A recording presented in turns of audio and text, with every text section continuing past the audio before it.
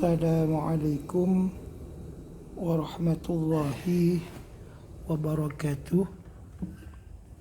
Pada kesempatan ini kita akan membahas potensi manusia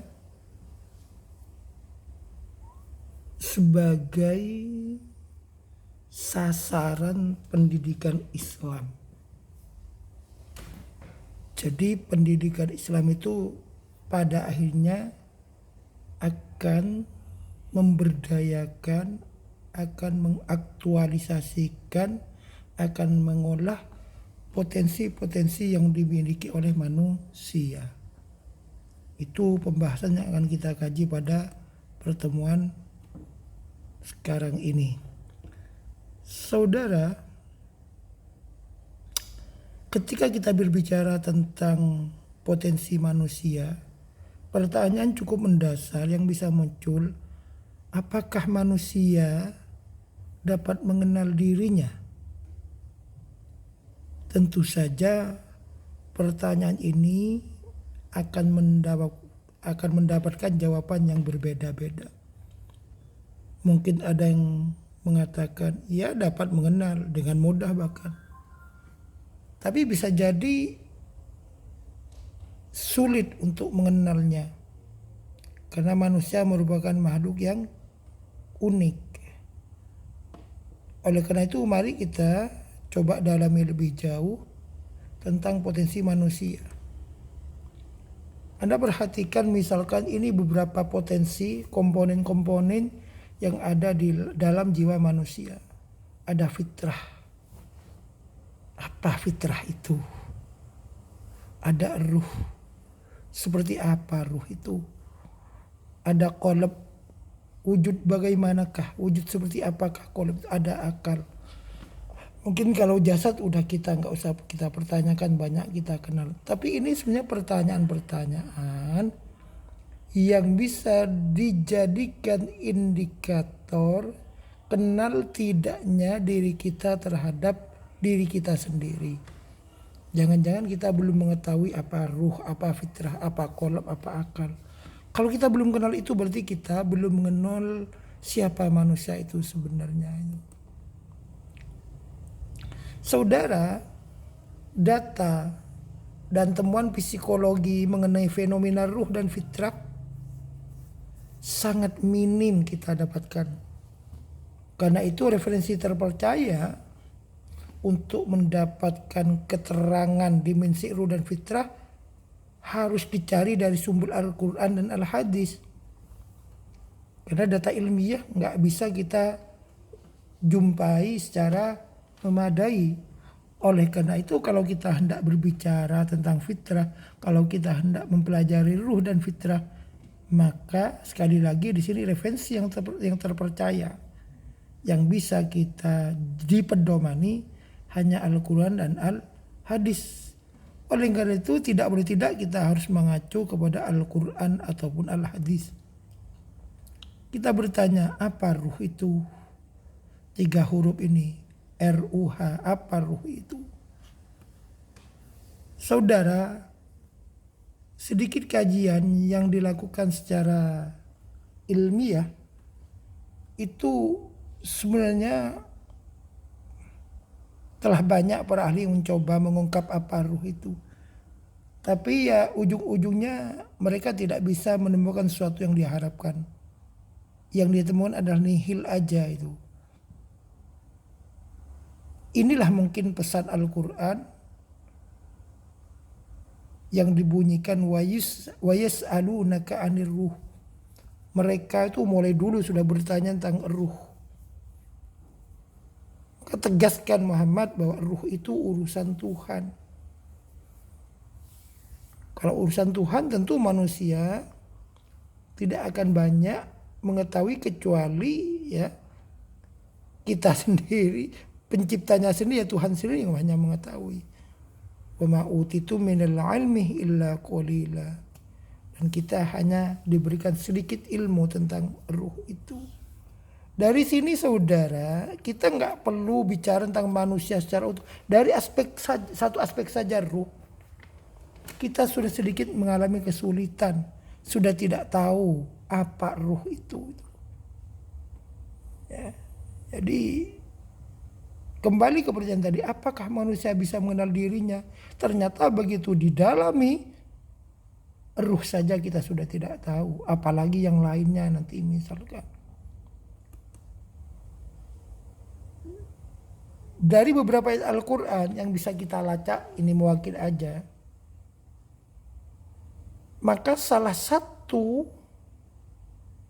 indikasi yang bisa kita diskusikan tentang ruh adalah kata-kata atau kalimat dalam Al-Quran wa nafahu fihi mir ruhi. Di bawahnya wa nafahtu fihi mir ruhi. Di bawahnya lagi fa nafahna fi mir ruhina. Jadi kata-kata nafakhoh selalu dibarengkan dengan atau disusul dengan kata-kata ruh itu. Di kata-kata ruh. Jadi nafakhoh selalu dibarengkan dengan kata ruh, ruhnya Allah. Nafakhoh ini. Ruh lagi ini nafahna. Ruh lagi di sini. Apa yang bisa dimaknai di sini? Bahwa ruh itu merupakan entitas yang diberikan oleh Allah secara langsung kepada manusia dengan cara ditiupkan. Kita punya mata, tapi Allah tidak meniupkan mata kepada kita. Kita punya telinga, tapi Allah tidak meniupkan telinga kepada kita. Sehingga dari sinilah bisa dimaknai bahwa ruh ini suatu yang istimewa yang diberikan oleh Allah. Dan suatu yang istimewa ini kita katakan potensi yang dimiliki oleh manusia yang diberikan langsung oleh Allah. Dan karena ruh ini dari Allah, maka potensi-potensi ini adalah potensi yang memungkinkan bagi manusia ya untuk ya meniru sifat-sifat yang dimiliki Allah. Paling tidak Asmaul Husna yang 99 itu. Jadi ketika Allah misalkan ya memiliki sifat Ar-Rahman, maka enggak secara langsung Allah juga meniupkan sedikit sekelumit dari sifat Ar-Rahman itu kepada manusia. Oleh karena itu manusia nantinya akan bisa dididik, dibina sehingga memiliki kemampuan untuk meniru sifat Ar-Rahman, Asmaul Husna yang dimiliki Allah itu. Tentu saja karena hanya tiruan tidak akan pernah sama dengan yang ditiru. Di mana-mana yang namanya palsu, tiruan tidak sama dengan yang ditiru. Uang palsu tidak sama dengan aslinya. Dan mudah dilacak kepala. Sama juga seperti ini. Karena manusia hanya meniru sifat-sifat Asmaul Husna yang dimiliki Allah, tentu saja kualitasnya juga beda. Saudara, apa yang bisa kita tampakkan bahwa ketika Allah meniupkan ruhnya kepada manusia, ternyata manusia pada akhirnya itu langsung memiliki sebuah keaktifan. Ya, jadi apa keaktifannya itu ini? Wa iz akhadha rabbuka min bani adama min dzurriyyahum dzurriyyatahum wa ashhadhum ala anfusihim alastu birabbikum qalu bala syahidna. Jadi ketika ruh itu ditiupkan, manusia itu organ tubuhnya berfungsi, dan salah satu fungsi pertama yang dibuktikan langsung Allah minta kesaksian kepada manusia di dalam rahim ibu itu. Apa ini? Bukankah saya ini Tuhannya? Maka si janin menjawab, ya, saya bersaksi, ya kan begitu, bahwa engkau adalah Tuhan saya. Kenapa? Dia masih dalam kandungan kok tidak bisa mendeklarasikan diri kalau dirinya itu bersaksi Allah Tuhan saya, ya kau Tuhanku misalkan. Ini sebenarnya merupakan konsekuensi logis dari peniupan Allah terhadap manusia, yaitu ruh yang ditiupkannya itu. Sehingga ruh itu bisa dimaknai sebagai energi positif yang bisa menggerakkan manusia kepada jalan-jalan Allah gitu loh. Saudara, enggak hanya di situ sebenarnya saudara. Kalau Anda perhatikan ketika di sini wa nafahu fihi mir ruhi baru wa ja'alakum sam'al wa absara. Artinya apa? awal peniupan roh itu menjadi awal berfungsinya potensi-potensi yang dimiliki oleh manusia. Apa? Pendengaran, penglihatan misalkan di sini.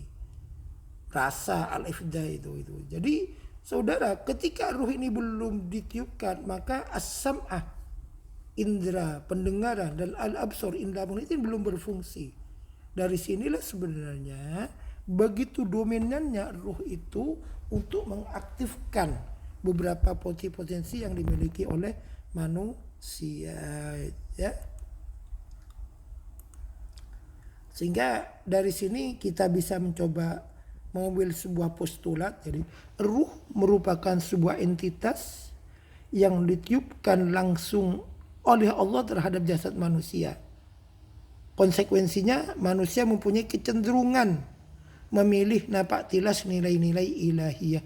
Manusia mempunyai kecenderungan untuk menjalani aktivitas yang sesuai dengan nilai-nilai ajaran Islam. Jadi apa kecenderungan ini bisa kita maknai, potensi ini tampak ketika manusia semasa kandungan sudah mendeklarasikan diri Allah sebagai Tuhannya. Di samping itu ruh juga merupakan pusat aktivasi potensi-potensi manusia. Jadi kita melihat tadi ada penglihatan, pendengaran sebagai potensi manusia yang baru aktif ketika ruh itu ditiupkan. Sebaliknya ketika ruh belum ditiupkan, maka al-absor itu, ya, penglihatan, as-sam'a itu belum bisa difungsikan oleh manusia. Saudara, di samping ruh ada fitrah yang dimiliki oleh manusia sebagai potensi istimewa juga ini. Ini dapat kita ketahui, misal fa'akim wajhaka lid-dini hanifa. Hadapkan dirimu kepada agama seluruh-seluruhnya, seikhlas-ikhlasnya, semurni-murni. Itulah fitrah Allah itu. Ketika kita murni, maka kita akan mengetahui bahwa fitrah Allah itu, jadi fitrah Allah itu allati fataran nasa 'alaiha. Bahwa fitrah itu diciptakan, ya, bahwa manusia itu diciptakan dari fitrah. Maksudnya apa? Manusia itu mempunyai kecenderungan kepada agama yang jujur, agama yang hanif gitu. La tabdil, tidak akan ada perubahan katanya. Saudara, potensi fitrah ini beberapa para ahli itu tidak hanya mengartikan dengan potensi keagamaan saja, kecondongan kepada agama, tidak, tapi bisa dimaknai juga bahwa segala potensi yang dimiliki oleh manusia itu bersumber dari fitrah. Segala keterampilan itu yang dimiliki oleh manusia berawal dari fitrah ini. Sehingga ketika ada anak nanti jadi seorang insinyur, ya berawal dari fitrah. Potensinya ada di fitrah gitu loh. Ketika anak menjadi seorang pilot, ya dari fitrah juga. Sebaliknya ketika anak jadi para kiai, jadi ulama, juga dari fitrah sumbernya itu loh.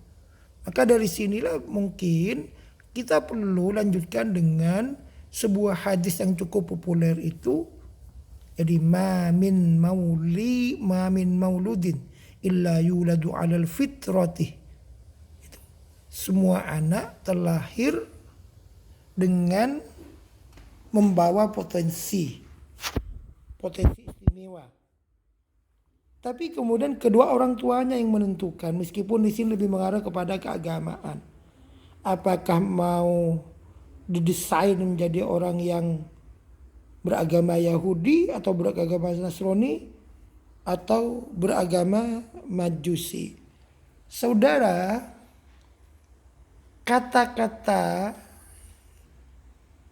yuhawwidanihi ini mempunyai konotasi penyimpangan. Jadi penyimpangan dari agama. Karena agama yang diakui Allah hanya Islam itu.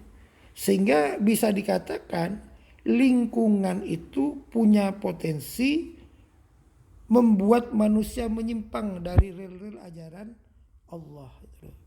Dari sini juga sebenarnya manusia itu meskipun memiliki fitrah, tapi fitrah itu bukan harga mati. Fitrah itu masih bisa berubah sesuai dengan kondisi lingkungan di mana dia dibesarkan. Nah, dari sinilah sebenarnya pendidikan mempunyai peran penting untuk membuat lingkungan yang kondusif terhadap fitrah. Jadi fitrah ini kan perlu asupan. Apa asupannya? Yaitu lingkungan yang mengarah kepada nilai-nilai ilahiyah. Didikan yang mengarah kepada nilai-nilai ilahiyah. Ya. Meskipun kita harus akui bahwa nilai-nilai ilahiyah tidak selamanya berbentuk ibadah, tapi bisa berbentuk sosial, tapi juga bisa berbentuk pengamatan alam. Cukup banyak beberapa ayat dalam Al-Quran yang mengatakan bahwa pergantian siang dan malam ini merupakan tanda kebesaran Allah. Itu bisa diketahui para ulul albab itu. Jadi di sini saya ingin mengatakan bahwa kecenderungan kepada agama itu tidak selamanya berbentuk ibadah, tapi bisa berbentuk sosial, juga bisa berbentuk memikirkan alam itu. Dalam hadis yang lain dikatakan khalaqtu ibadi hunafa, ya. Aku ciptakan hamba-hambaku dalam keadaan hanif, lurus dan tauhid. Fajtalathum syayatin andin, kemudian setanlah yang memalingkan mereka dari agama mereka. Jadi artinya apa juga saudara, fitrah yang suci, potensi yang banyak itu tidak ada jaminan ya berkembang, berjalan searah lurus tanpa gangguan. Bisa jadi ada hambatan-hambatan yang ditemui ketika dia harus bersentuhan dengan lingkungan di mana dia besar. Banyak sekali, ini salah satu juga hadis, innallaha azza wa jalla khalaqa kulla sahibi millatin alamin. Allah itu menciptakan pemeluk agama sesuai dengan agamanya. Wa annahu khalaqa ibadahu hunafa, dan Allah itu memproses hambanya itu secara hanif, secara keseluruhan, cenderung kepada kebenaran. Fa'atathumus syayatin fa'adhallathum, tapi kemudian datang setan dan menyesatkan. Nah, kita ingin mengatakan setan saya artikan juga lingkungan. Jadi kenapa pada akhirnya manusia yang secara keseluruhan itu punya potensi baik, kok akhirnya jadi pencuri, jadi perampok? Inilah yang jawabannya. Jadi fa'atathumus syayatin fa'adhallathum. Jadi lingkungan yang bisa membuat mereka berubah itu. Ya, jadi secara bahasa kita bisa artikan tabiat yang baik atau suci. Jadi fitrah itu bawaan yang dibawa secara baik dan suci. Kalau merujuk pada surat Ar-Rum ayat 30, fitrah bisa dipahami ciptaan atau produk Allah berwujud manusia yang dibekali sejumlah potensi, ability, sejumlah potensi ilahiyah yang memungkinkan manusia berkreativitas sesuai ajaran agama, kendati pun tidak diajar kecuali lingkungan memalingkannya. Jadi andaikan, ini Prof. Quraisy menceritakan, andaikan ada sebuah cerita manusia itu dibesarkan. Jadi ada cerita singkatnya mungkin begini ya. Jadi ada seorang bayi dibuang oleh kedua orang tuanya, kemudian dia terhanyut di bawah peti, akhirnya terdampar dan ditemukan oleh seekor kijang. Kebetulan kijang mencari anaknya yang hilang. Singkat cerita, kemudian anak itu ya dibesarkan kijang, menyusu kepada kijang. Akhirnya sampai besar, begitu besar. Dalam cerita itu katanya dia mengaku betapa indahnya alam ini, betapa teraturnya alam ini. Intinya mereka mengagumi ciptaan Tuhan. Kenapa? Hewan nggak merubah mereka merusak itu. Jadi dibiarkan mereka tumbuh dalam lingkungan yang tidak bisa. Akhirnya dia itu bisa ada sebuah kekaguman kepada Tuhan, kira-kira seperti itu ya. Jadi fitrah adalah potensi manusia yang memiliki kemampuan untuk meniru sifat-sifat terpuji Asmaul Husna yang melekat pada keagungan Allah. Saudara, inilah peran pendidikan ya. Bagaimana misalkan membina fitrah ini, mengaktifkan fitrah ini mempunyai kemampuan untuk meniru potensi Asmaul Husna yang dimiliki Allah. Jadi misalkan kalau Asmaul Husna Allah itu Maha Pengampun, maka manusia itu harus jadi manusia yang pemaaf. Kalau Allah itu Maha Pemberi rizki ar-razak, maka manusia harus menjadi dengan pendidikan harus mampu mendidik manusia menjadi manusia yang dermawan. Karena Allah itu Maha Pemberi rizki. Demikian seterusnya sampai 99 itu tugas pendidikan untuk mendidik manusia bisa meniru sifat-sifat terpujinya Allah itu gitu loh. Jadi kalau Allah Maha Pencipta, maka pendidikan harus bisa mendidik manusia menjadi seorang siswa terdidik yang kreatif, berkreasi gitu. Sepintar-pintar insinyur di dunia ini nggak bisa membuat manusia, nggak bisa. Allah bisa membuat manusia, tentu saja kita ada potensi juga untuk berkreativitas. Itu maksudnya ya. Jadi segudang potensi manusia tidak akan bermakna sedikit pun tanpa diaktualisasikan, tanpa diolah, tanpa diberdayakan. Maka pada aspek inilah pendidikan bisa mengambil peran. Jadi peran pendidikan nanti adalah mengaktualisasikan potensi manusia, mengolah, memberdayakan. Itulah peran-peran pendidikan nanti. Jadi sasaran yang hendak dicapai oleh pendidikan itu nanti mengarah kepada potensi manusia itu. Saudara, beberapa potensi di atas ruh dan fitrah itu, apakah ruh ataupun fitrah, semua itu mengarah kepada campur tangan Tuhan. Jadi fitratullah allati fataran nasa alaihi. Sementara satu wa nafahtu fihi min ruhi. Jadi ruh dan fitrah ini sebuah ability, kemampuan yang langsung ada campur tangan Tuhan. Ya, langsung ada campur tangan Tuhan. Sehingga ketika manusia lahir itu membawa banyak potensi, yang potensi itu merupakan campur tangan Tuhan. Nah, itu di sini. Nah, kemudian kalau kita coba baca dari teori relativisme, ya ini kan muncul belakangan kan, jauh sebelum Al-Quran ada. Teori relativisme mengatakan bahwa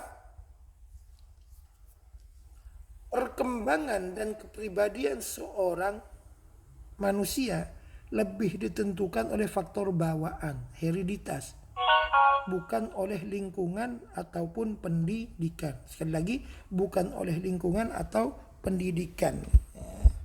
Ini berarti pesimis terhadap pendidikan. Dalam hal-hal tertentu ini ada benarnya. Cuman kalau yang hadis tadi kan tidak pesimis. Tidak pesimis dengan lingkungan, bahkan juga masih optimis. Jadi pendapat ini terlalu pesimis, kurang sesuai, meskipun ada kesesuaiannya, tapi ada hal yang tidak sesuai karena terlalu pesimis dengan pendidikan. Sementara pandangan Islam masih pesimis terhadap pendidikan. Meskipun ada faktor bawaan sejak lahir, ya, tapi pendidikan masih juga harus punya peran penting untuk membina dan memberdayakan itu. Nah, itu ada sedikit perbedaan dengan teori nativisme ini. Jadi saudara, nanti ketika belajar atau mengkaji beberapa kajian-kajian tentang dasar-dasar Islam, kita harus selalu mengaitkan dengan teori-teori yang ada yang berkembang agar sedikit bisa aktual yang jadi bahasan kita.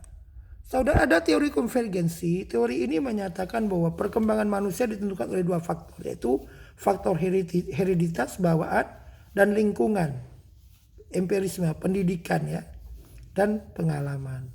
Nah, ini sebenarnya lebih banyak kesesuaiannya dengan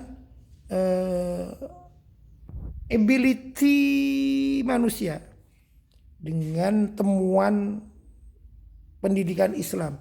Manusia itu di samping memiliki ability, kemampuan yang dibawa sejak lahir, tapi juga pendidikan punya peran penting untuk memberdayakan, mengaktualisasikan, dan mengolah potensi itu.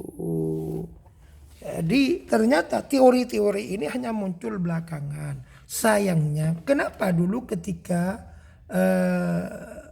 ada temuan hadis-hadis seperti itu, para ahli pendidikan itu tidak membangun sebuah teori, ya, hanya macet di hadis itu, atau menganggap suatu teori itu tidak perlu.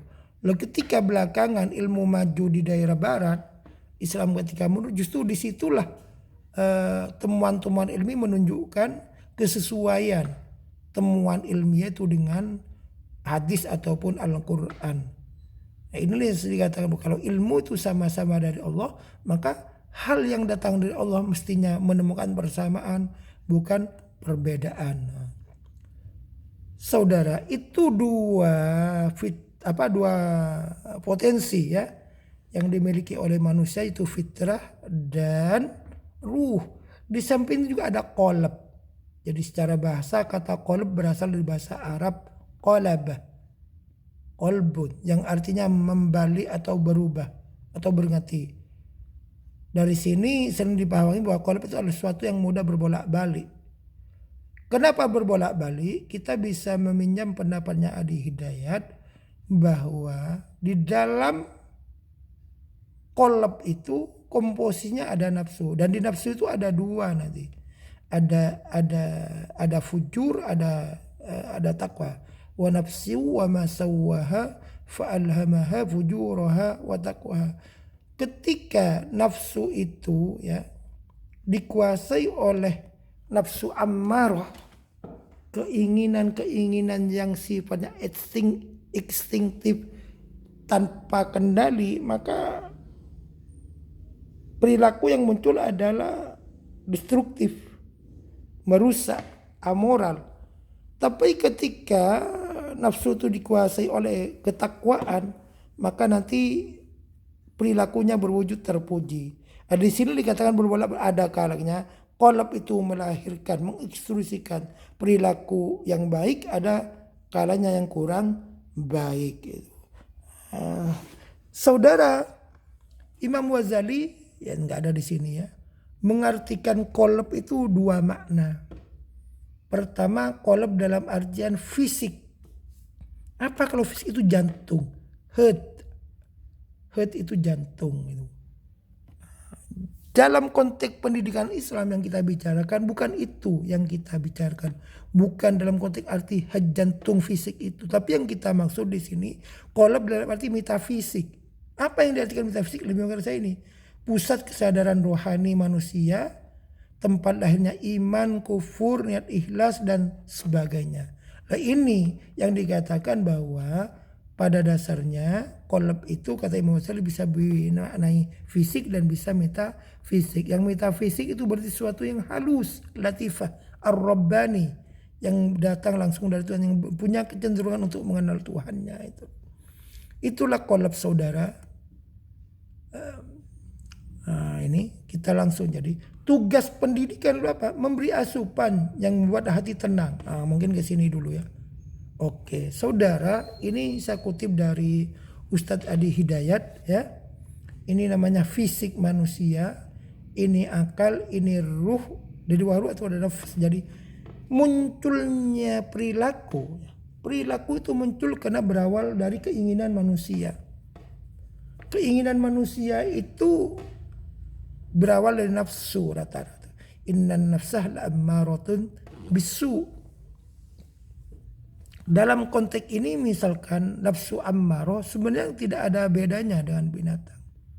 Binatang tiap hari pasti punya keinginan untuk makan. Sama, manusia tiap hari juga punya keinginan untuk makan. Bahkan tiap hari binatang juga punya keinginan seksual. Sama, manusia juga tiap hari punya keinginan seksual. Dari konteks ini tidak ada bedanya. Sama itu. Persoalannya karena ini ada di bawah ruh dan dibingkai dengan qalb. Di sini yang membedakan dengan binatang ada di nafsu itu ada takwanya. Jadi nafsu itu dibingkai oleh qalb ya. Ini merah qalb itu. Dan di dalam qalb itu selalu terjadi polemik antara kemauan fujur dan kemauan yang at-taqwa ini.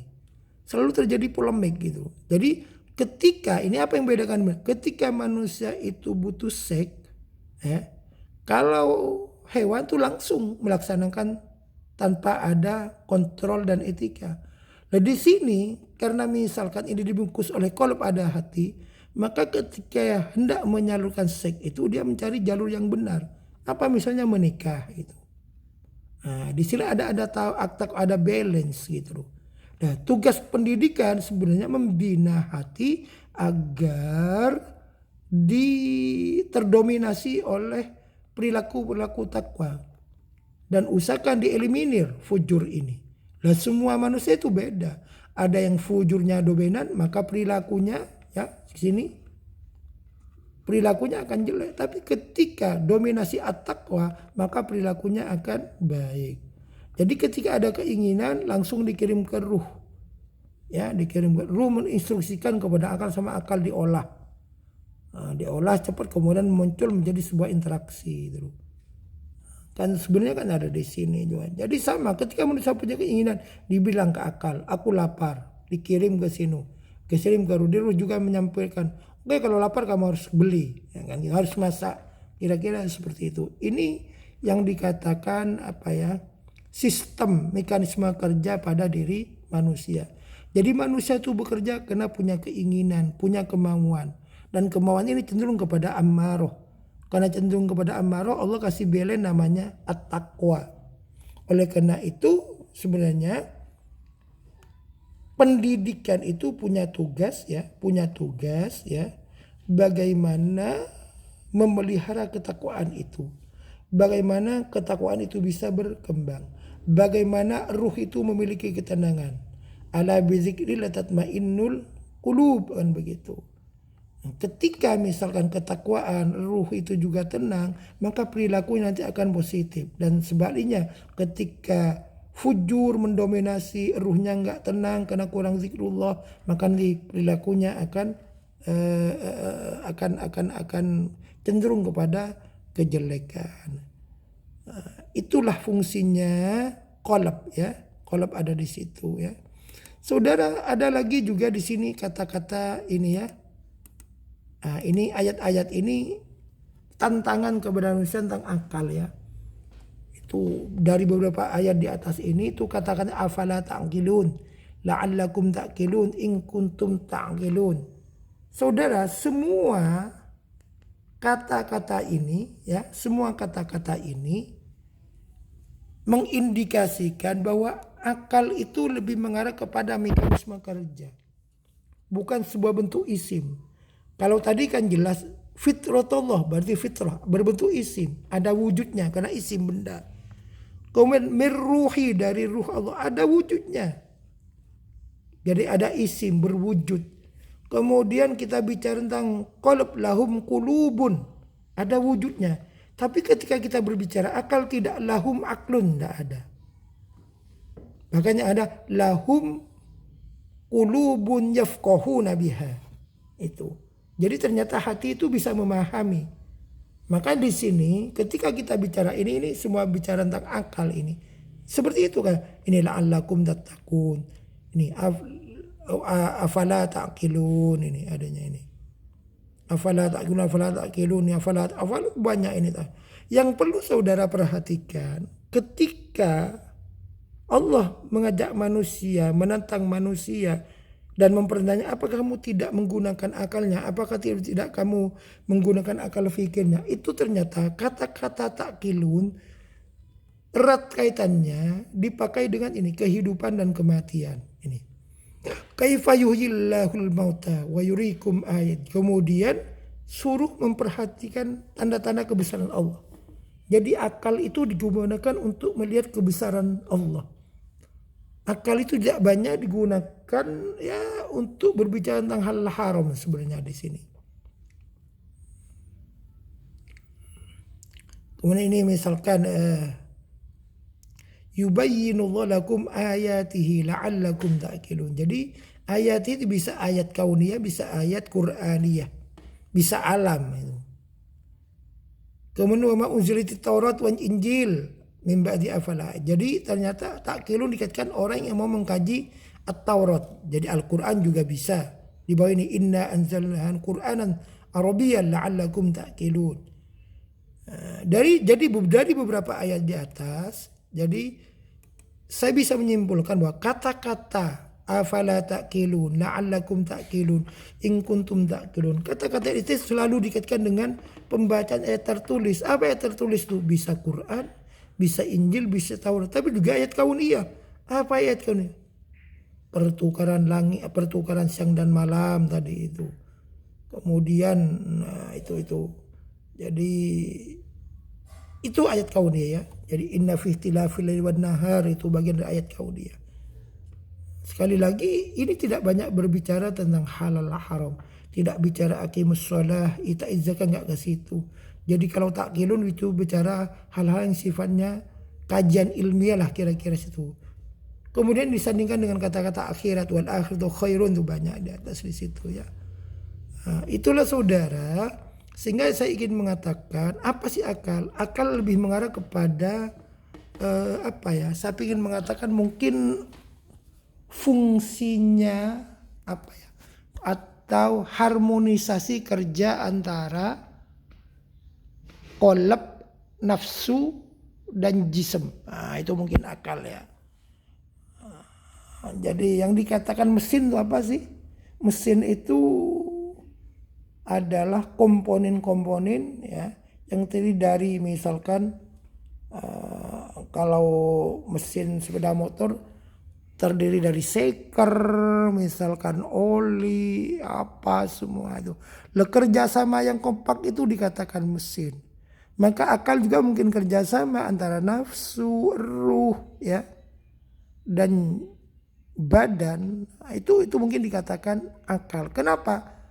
Pemahaman saya ini muncul karena ketika kita mencari Al-Quran, mencari ayat Al-Quran, tidak ditemukan akal dalam bentuk isim. Semuanya dalam bentuk kata kerja. Sehingga bisa dipahami mekanisme kerja, keseimbangan, harmonisasi antara ruh, nafsu itulah mungkin yang disebut dengan akal. Nah, saudara, maka dari sini sebenarnya pendidikan itu karena akal banyak dikaitkan dengan alam juga ini, maka pendidikan juga harus mengajarkan, pendidikan Islam juga harus mengajarkan tentang alam, juga mengajarkan tentang akhirat, juga mengajarkan tentang Alkitab, karena semuanya dikaitkan dengan takkilun ini. Jadi akal ini harus diasah. Gimana cara asah? Dengan cara ikra, dengan cara banyak membaca, sehingga pisau analisis bisa lebih tajam. Kalau hati diasah dengan cara banyak zikrullah, meskipun zikrullah arti luas, bukan hanya istighfar, nggak hanya seperti itu. Ketika kita mengamati alam dan dari pengamatan itu semakin yakin bahwa Allah itu maha besar, itu sudah zikrullah itu sebenarnya itu ya. Meskipun kita tidak menutup kemungkinan bahwa dengan cara membanyak zikir bil lafzi la ilaha illallah astaghfirullah itu juga bagian dari zikir, tapi itu lebih mengarah kepada arti yang sempit itu. Saudara, dari sinilah sebenarnya pendidikan sekali lagi harus mampu mengaktualisasikan, mengolah, memberdayakan potensi-potensi yang dimiliki oleh manusia, apakah itu fitrah, apakah itu ruh, apakah itu qalb, apakah itu nafsu, apakah itu akal. Semuanya harus mampu diberdayakan oleh pendidikan. Demikian yang bisa saya sampaikan. Terima kasih. Wassalamualaikum warahmatullahi wabarakatuh.